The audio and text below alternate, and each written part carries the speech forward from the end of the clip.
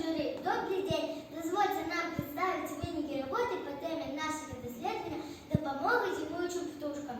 Як і в нас з'явилося? Ущо вельми просто. Державна установа адукації, навчально-педагогічний комплекс Рабський Яйський сад, середня школа у Костришівці отримала статус зеленої школи. І диплом 3-ї ступені Міністерства адукації Республіки Білорусь, Міністерства природних ресурсів і охорони навкольного осереддя Республіки Білорусь.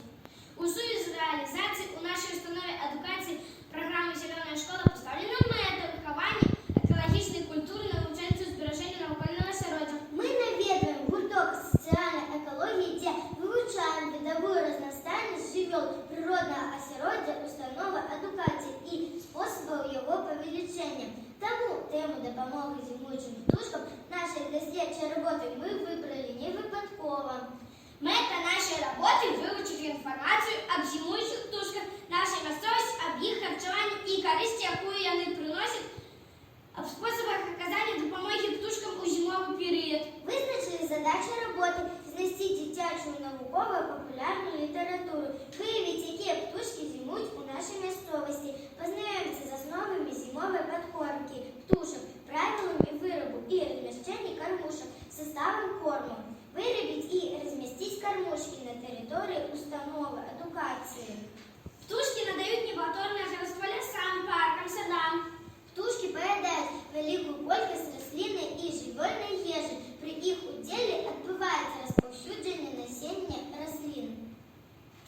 Насекомоєдні птушки, як правильно корисні для рослин, оскільки харчуються личинками різних насекомих, які наносять рослинам велику шкоду. Особливо велізарну користь приносять птушки сільської і лісної господарстві, поедаючи значну кількість насекомих. На занятках ми довідалися, що многі залишаються зимувати і їм потрібна наша допомога. Ось і вирішили ж більше довідатися про зимуючих птушок нашої місцевості. Де вони живуть, чим харчуються, які кормушки їм ліпше підходять. Ми впевнені, що цей заняток має велике виховавче значення, бо вчить клопотатися про тих, хто має потребу у допомозі. Актуальність теми у тим, що усі птушки мають потребу у нашій допомозі, у нашому клопоті. Об'єкт нашого дослідження – зимуючі птушки нашої місцевості. Предмет дослідження – підкормка птушок. Гіпотеза. Коли у зимовий період правильно підкармлювати птушок, велика кількість птушок виживе, а значить принесе користь.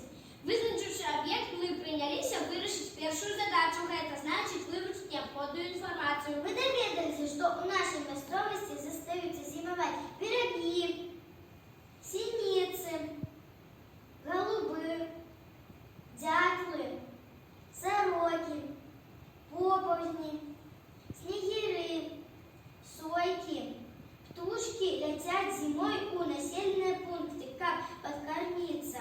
Больше зимуючих птушек ведут зральний лад життя. На час зими птушки становятся практично усеядными. У школе мы оформили стенд «Зимуючие птушки», как школьники поширали свои веды про птушек и могли отрознивать их. Неправильно подкармливаючи птушек легко им нашкодить. Треба ведать, что подкормка птушек залежить від їх приналежності до той чи іншої групи. Есть птушки, чий раціон цілком залежить від чоловіка. Есть ті, які можуть прокормити себе самі, але приймуть допомогу чоловіка. А есть групи подкормки, які вельми непожадані. Птушек нельзя кормить, можно только подкармливать. Рацион птушек повинен быть разностайным. Подкармливать птушек треба у одним і тим же місці, у один і той же час. Ми склали пам'ятку «Заборонені продукти» і розмістили на стенді «Зимуючі птушки». Під час анкетних даних висвітлилося, що многие діти не ведають, що окрім ворон, воробів, голубов і синиць у нашій місцевості існує шмат інших птушек, які залишаються у нас зимувати. Не усі гэтак же ведають, що птушки і узимку приносять велику користь, поедаючи личинок і червячков, які зимують під корою і у дуплах дерев.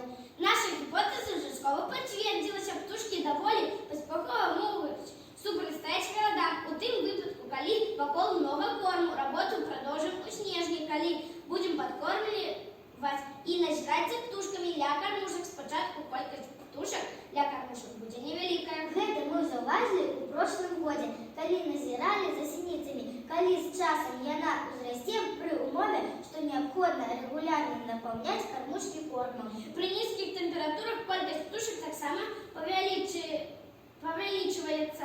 Птушкі хутка прывыкаюць да кармушак і, пераканаўшыся, што корм у ёй з'яўляецца рэгулярна, наведаюць яе штодня. Праведзена нами даследчая работа мае вялікую тэарэтычную і практычную значнасць, бо яна не толькі пашырыла далягляд, пазнаёміла з жыццядзейнасцю птушак у зімовы перыяд, іх ролі ў прыродзе і жыцці чалавека, але і дапамагла нам зразумець, што трэба асцярожна і з любоўю ставіцца да птушак.